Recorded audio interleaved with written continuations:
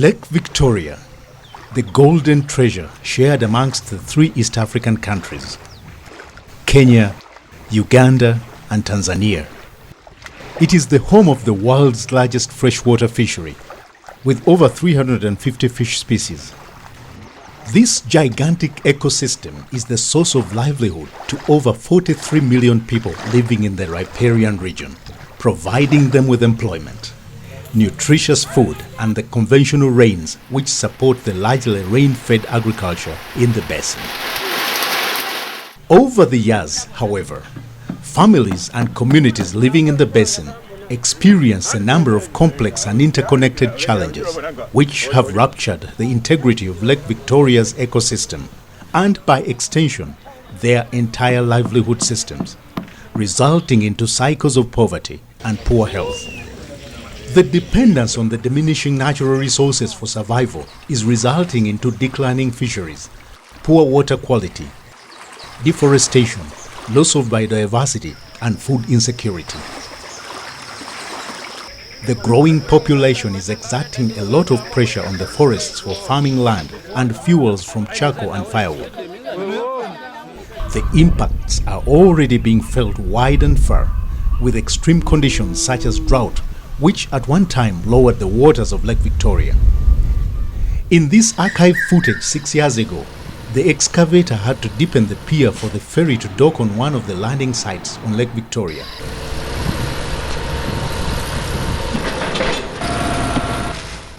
It is not only the water levels that lowered. Girls and women now spend more time looking for firewood and water, forcing many of them to drop out of school. And with little or no education at all, the girls are married off when they are still very young to start a long and strenuous journey of adolescent motherhood. Because they start marriage at an early age, their fertility is very high and can produce as many children as nature dictates. After all, they have very little power, if at all, to decide on matters regarding their health and overall well-being. All these put together increase the pressure on the environment, and the cycle continues all over again.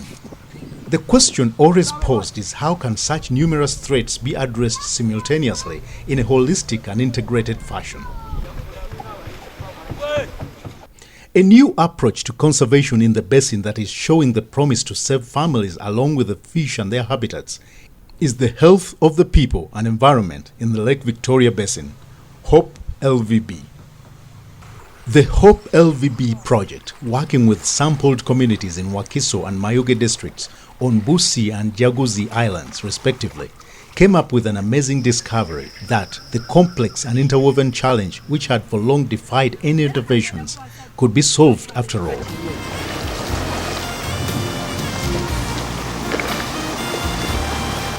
The secret lies in embracing what is now called the population health and environmental approach, popularly known as PHE, within the circles of the project.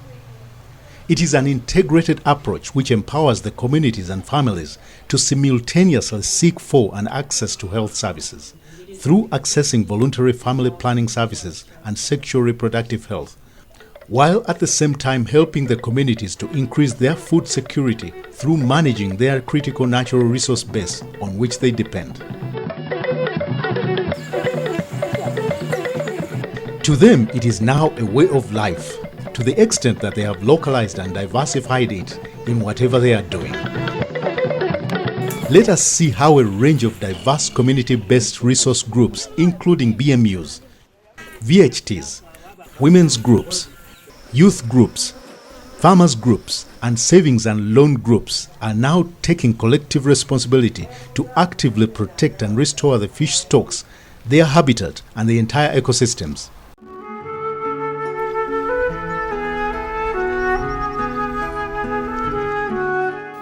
Oluusi abaami bw'abeerawo ng'akutunula butunuzi nti buli budde gw'omumenya aba kati muli amaaso agakunyooma. Ne kati naye bw'akutunulira ng'ate olina ky'oleeta awaka, ate akwongeramu okussaamu ekitiibwa. Bwe twasoma family planning, ono omwana ono omulaba kasenga n'akamuzzaako abaana ng'abo. Senga ssente zifuluma si kyakoowa.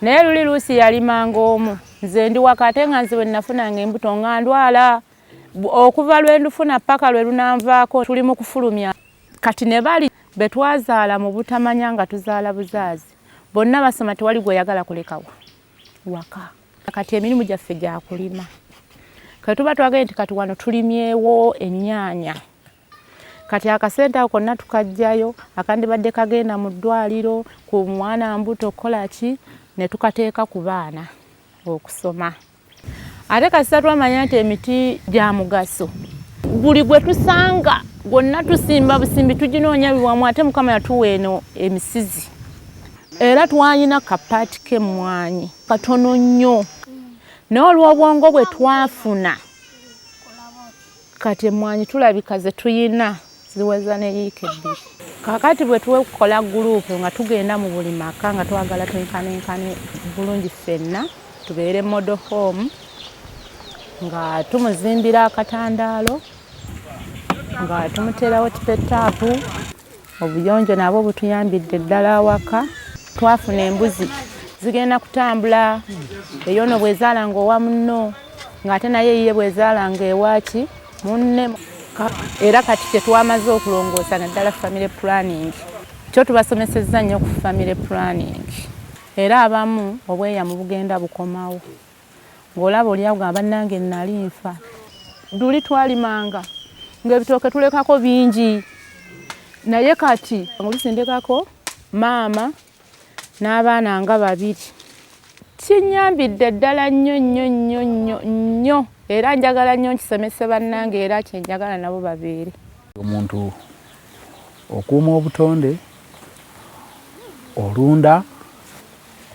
osimba emiti okukubiriza okulima emmere ate n'okuzaamu ettaka byonna ebigatta wamu okuzaala mu nzaala ey'okusengeka abaana nakyo kirina kye kikyusa mu mbeera y'awaka kubanga buli budde senga mubeera nti omukyala ba myezi 6 oba 7 8 ali lubuto wesanga nti ebintu bingi bikumenya naawe ng'omusajja awaka kuba kati wana waka ebisinga owaawo nange wendi naye ebikolwa ye nange nkola naye olw'okuba alina obudde aba alina obudde obuwumula ekimala ku baana n'afuna obudde obw'okukola emirimu ebitongole bingi bibaddeko muno naye nga bijja n'omulamwa gumu ne kati bw'ofuna ebintu ebyo nga n'ofuna ekitongole nga kigasa ebintu ebyo n'omulundi gumu olaba nti kyo kireeta ate enkyukakyuka y'amaanyi naye ate era n'ekirala hopu yo kyeyongeddeko nti ye twalirizaako ku budde kuba omuntu w'osimbira omuti ogwo ne gukula ne gutuukawo naye ng'era abaakuwa amagezi ago basobola okujja ne balaba omuti wagusimba gufaananye gutya ekyo kireese impact y'amaanyi.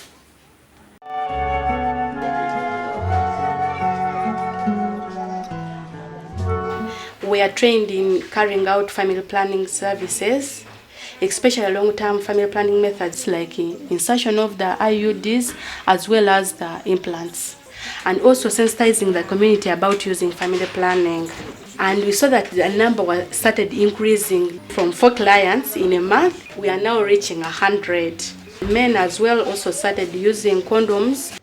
We also started carrying out campfires, especially at night, teaching them family planning methods and also safe delivery, encouraging mothers to come and deliver from our facility. Provision of family planning methods, reducing the rapid growth of the population in the community because now mothers are no longer conceiving every year as was before, and even reducing pressure on the environment. Saako eno twagitaawo nga y'abantu bona ab'omu eggombolola Jagusi n'ebitundu ebindi ebitweyungako. Twabanga tuyambibwamuku okuba nti abavubuka abasinga bungi tibeetaniire ino nanda nga bafuna obuyambi okuva mu saako getubaga akasente basobola okuyigulawo saaluuni babanga emirimu bafunye egyokola nga saako eno yamala yafuna basaponsa abandi abagyeyongeraku ng'abamahindula babanga bajiga mahindula basobola okugabira abantu ab'ebizinga eno bavuga boda ayalinga alingirira nti maadi gonkana agamugeereza saawa eno abaakuna omulimu ogundi gwakola. N'abakazi bali okusinga nga beetanira bwa bintu byakubaawo okutyama bwagaka n'emirimu gyakola abaazira nti saawa noono alingirira musaada kyova obona abantu abasinga bungi tuzaala ino ate n'omusaadde yena gaba n'omulimu gwaba alikola tikimwetanira kuba nti buli saawa alingiriza ki mukazi ono. VHT buti abantu abo bona batuyambako okuboneka nti tujja bwe tusomesa abantu abandi abatabiidi baba nga tukuuma obutonde bwaife obwensi eno okuboneka nti butereera. Ffe abasaako twena tugemerako okuba amemba twabage esente basimba emiti egyo gibanga gikuze gitereire so tukituyambako okuboneka nti tuyisa n'omuuko omulungi. Abavubi abaali bakozesa obutimba obukyamu getubaga akasente bagula obutimba obulungi baba nti baba bali kuvuba baleeta ebyenanda ebisaaniire tubenga n'envuba gye tuvuba nnungi.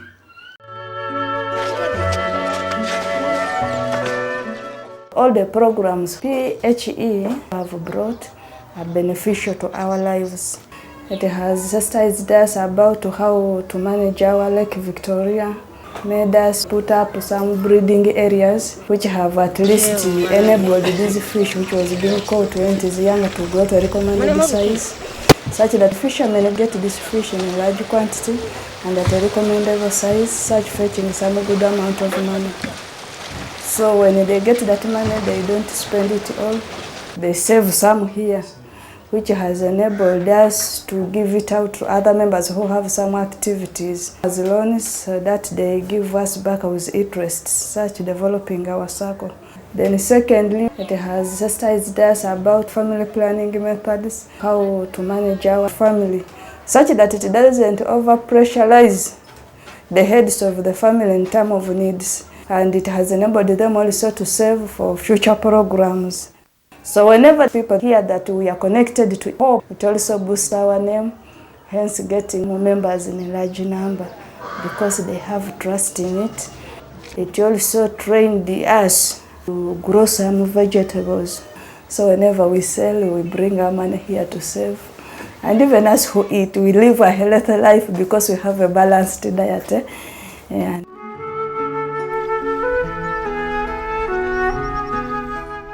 twezuula tinaffe twali ba young mothers. Okubeera young mother olina okuba nga wazaalira ku myaka emito okuva ku myaka 12 paka ku myaka 24 ne tuforminga Kinywante Young Mothers Club.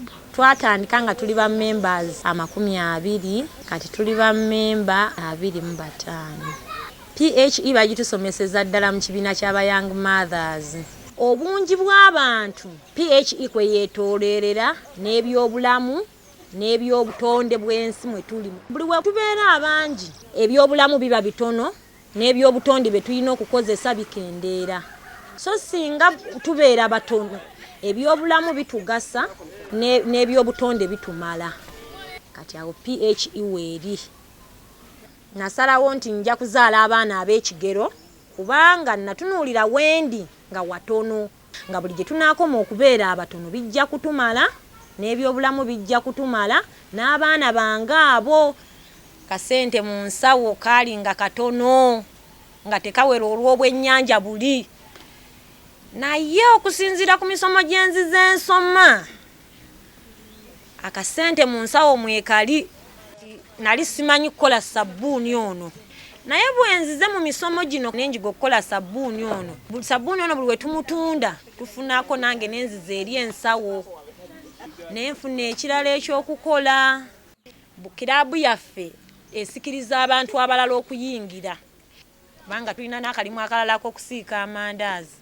Galeeta abantu bangi nnyo okuva ebweru ne bajja ne balya amandaazi g'abayanga mother. Buli aliryako alya yanga mother. Naye nga nte gye tugenda tweyongera tukyayagala bayanga mothers. Tukola outreach mu masomero ga secondary ne tugenda ne tubulira ba adolescents disadvantages ziri mu bwayanga mothers. Ku myaka gye tuliko emirimu obutonde bwe bwali busobola tukuuma emyaka gyaffe giddako mu maaso. Akati abamu ku ffe twali batemi b'amanda ekintu ekyonoona obutonde nga twenyigidde mu nvuba embi era nakyo ekyonoona obutonde. Naye kati emiti gino bwe tugirekawo ne gikula tusobola okufunamu ate ssente zisinga mu kugisala nga mito. Bwe tukuŋŋaananga wano tuwanyisiganya ebirowoozo kutya bwe tusaana okuzaala abaana nga tuteekamu amabanga tuzaale abo bwe tunaasobola.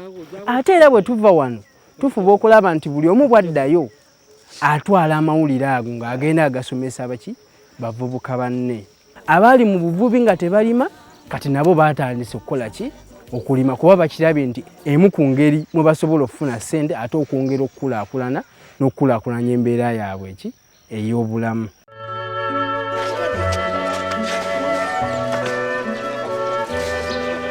Twafuna omusomo ne tulaba nga kijja kuba kya mugaso nnyo ffe kennyini okukuuma ebyennyanja byaffe nga tuvuba ebyennyanja ebikulu.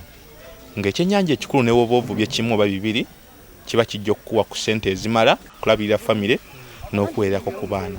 N'ensonga endala ne mmanya nti n'okuvuba ekyennyanja ekikulu kya mugaso tuba kisigadde kizadde ebyennyanja ate bye nnaavubako enkya. Era we twogerera kati ku mwalo gwaffe ogw'ekyanjaazi abavubi bonna basobola okukyuka ne badda mu nvuba ekkirizibwa mu mateeka era amaato mwalo gagoba mu budde bwe bumu obudde obw'emisana ne tusobola okuba nga ennyanja tugiwummuzaamu ebyennyanja nayo ne bisobola okwetaayaako ne bigenda okufuna ku kyokulya nga tewali kibitaataaganya. Mpula nti n'atandikako emirimu emirala ng'okulima abasobola okulunda ne balunda kibe nga kiyingiza ku nfuna y'essente mu maka. Nze nina ennimiro y'amawogo nina ebitooke kukuumya obutonde ate nga naffe tuyingiza ku kasente mu maka. Kati nga nze VHT nafuna omusomo nsobole okujja nsomese bannange.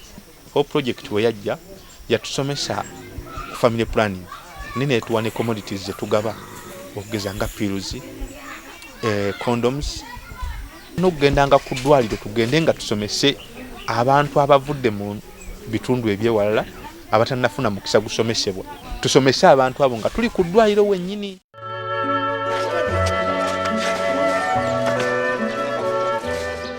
Kyatwanguyira okusomesa bannaffe wano ebyalimu ebikyalemeddemu ne bisobola okuvaamu naye ng'okubasomesa okwo twayambibwa nnyo pulojekiti ya Hope n'eteekawo amazaaliro g'ebyennyanja ng'etusomesa nti geetaddewo sigaayo era ffe tulina okugalabirira. Naye era bwe twasobola okukuuma amazaaliro ago kitusobozesezza okufuna ebyennyanja mu bungi. Wano olubereberye twalina abasuubuzi nga basatu ne kati obudde buno tuwezaawo abasuubuzi abakunukkiriza mu 10 ate nga abava mu bifo ebyaki ebyenjawulo. Twagenda myalo emirala egitwetoolodde wano ne tusobola ogisomesa ekirungi ekiri mu kukuuma amazaaliro awamu n'okulwanyisa envuba embi. Okupima kino kirungi olw'ensonga tumanya bungi bwa byennyanja ki ebivudde mu mwalo. Kati olupapula olwo tulweyambisa okumanya nti lwaki kati obudde buno ebyennyanja bitono. Tusobodde okusomesa bannaffe okuteekawo emirimu emirala era abamu abavubi tulina ennimiro zaffe abalina ebibanja kuno ebyabwe ku bwabwe basobodde okuba n'ensuku abasobodde okulima lumonde ebijanjaalo muwogo n'okusimba emiti okugeza egy'omu nnimiro egireeta obugimu egy'amadagala egy'embuzi ze zisobola okulya ebisolo byaffe nga tusobodde obbirunda ne gye tusimba ku mazzi ku mabalama obumuli obuvaako n'emirandira zisobozese ebyennyanja ebyo okufunako emmere. Okuva lwe twasimba emiti wadde teginnagenda wala abasinga bakaaba omusana naye ne wafti enkuba eri mu kutonya. Tutambula ttiimu ey'aba VHT n'ey'aba BMU. VHT nga bongera okuttaanya byobulamu kyandibadde kirungi omuntu n'agenda mu ddwaliro ne bw'aba n'akawuka ka siriimu omwana baabasawo baba ne bamutaasa n'atazaalibwa n'akawuka kaki ka siriimu. Buli mwezi bakinootinga mu bitabo byabwe nti ennaku z'omwezi bwe ziti tujjanga kugenda ekisaba tugemese abaana. Kale gye miramu esatu bwe mba nkiraba nti okulwanyisa ennyanja kituyambye tufunamu amagoba era tufuna n'ebyennyanja ebitumala okulya.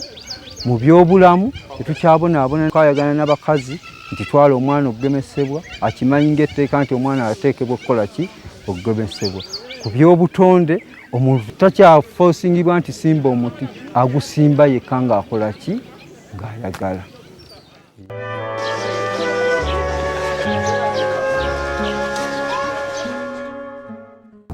All fish species are being protected in these breeding areas and there is a quick multiplication of fish in these areas. So now the time we have kept these breeding areas, boats of Bwanda, which is over 200 boats, are able to get better catches daily. And We have been sending almost 15 trucks every month to the factory, leave alone the fish going to the local markets. So if this is integrated and reach every society, I think it would be more beneficial than just leaving it within only one landing site. These challenges that are accruing from managing these breeding areas would have solved. In April and May we had over 10 tons of tilapia going to local markets. That is a very high cash according to my experience, because I've lived in the place for over 20 years. With the Nile patch, over 20 tons. I hope you and I have been inspired by the communities around Lake Victoria Basin. We have seen and now understand the value of the PHE integration in relation to biodiversity conservation, changes in fish catch, poverty alleviation, population dynamics, reproductive health, youth and community empowerment. We have also seen how the approach has led to improvements in women's health, advancements in gender equity, greater participation of women in natural resource management, greater involvement of men in family planning, strengthened livelihoods, and increased community resilience. This is indeed an inspiration for the conservation community to recognize and consider integrating population and health into existing environment and natural resource management, and recognition by family planning advocates, natural resource management, and recognition by family planning advocates and other health partners of the benefits of partnering with conservation organizations in achieving the population and health goals.